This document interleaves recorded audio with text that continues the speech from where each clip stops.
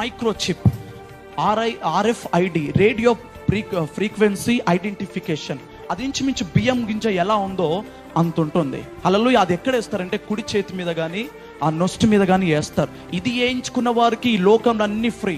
హల్లెలూయా. మన దగ్గర ఇప్పుడు ఆధార్ కార్డులు, రేషన్ కార్డు, అలాగనే బ్యాంక్ కార్డు, అలాగే బ్యాంక్ అకౌంట్స్ ఎలాగో ఉన్నాయో, అయితే ప్రపంచం, మన ఇండియాలో అయితే రూపీ, అమెరికాలో అయితే డాలర్, కోవట్లో అయితే ఇంకా రకరకాల డబ్బులు పేర్లు మనం వింటున్నాం.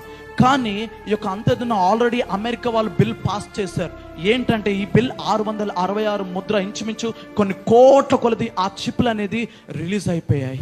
హల్లెలూయా. ఏమంటున్నారంటే ఇంకా రాబోయే దినాల్లో ఇంకో 2-3-4 yearsలో ఈ 666 ముద్ర ఇండియాకి తీసుకురావాలి. హల్లెలూయా. ఇది వేయించుకున్న వరకు అన్ని ఫ్రీ. కానీ ఇది వేయించుకుంటే we cannot go to heaven, పరలోక రాజ్యం వెళ్ళలేము, చేరలేము. హల్లెలూయా.